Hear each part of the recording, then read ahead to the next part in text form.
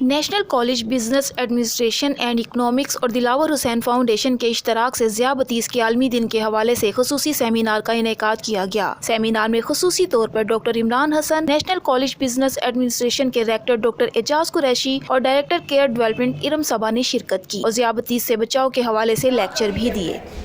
کہ کم بولنا حکمت، ٹھیک ہے، آپ نے صرف سمجھنا ہے، کم بولنا حکمت، کم کھانا صحت اور کم سونا عبادت ہے۔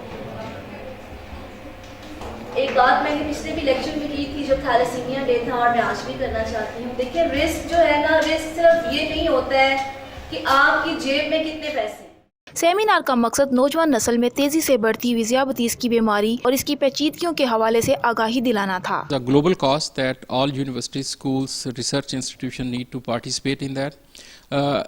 University level page, since we are a business and computing institution, so what we are doing basically we can only go for awareness within the community کہ ان چیزوں کے بارے میں بچوں کو بتا سکیں کہ جن سے ان کو ڈائبٹیز جیسی یہ امراض جو ہیں ان کے یہ بڑھ سکتی ہے یا سٹارٹ ہو سکتی ہے، اور کون سے پریکاشنری میئرز بچوں کو لینے چاہیے۔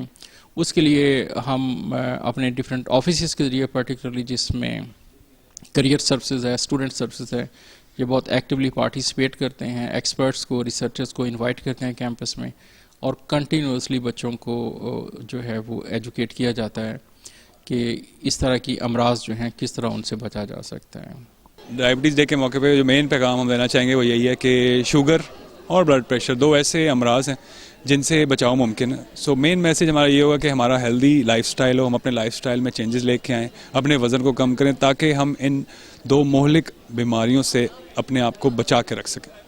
ڈائبیٹک کے ریفرنس سے عالمی دن منایا جا رہا ہے، تو میرا خیال ہے یہ بڑا امپورٹنٹ ہے کیونکہ اس کے بارے میں اویئرنیس لوگوں کو کم ہے، اور یہ سیمینارز کے ریفرنس سے اویئرنیس اگر پھیل جائے، لوگوں کو پتہ لگ جائے تو بہت حد تک اس بیماری پہ قابو پایا جا سکتا ہے۔ ذیابطیس کی وجہ سے ہارٹ اٹیک، فالج کے مریضوں کی تعداد میں اضافہ ہو رہا ہے۔ ہمیں اس کے خاتمے کے لیے سگریٹ نوشی، فاسٹ فوڈ، چکنائی اور مٹھاس والی اشیاء کے استعمال میں کمی لانا ہوگی اور اپنی صحت کی بہتری کے لیے ورزش کے عمل کو معمول کا حصہ بنانا ہوگا۔ کیمرہ مین محمد صدیق کے ساتھ سائمہ امین، سن نیوز، لاہور۔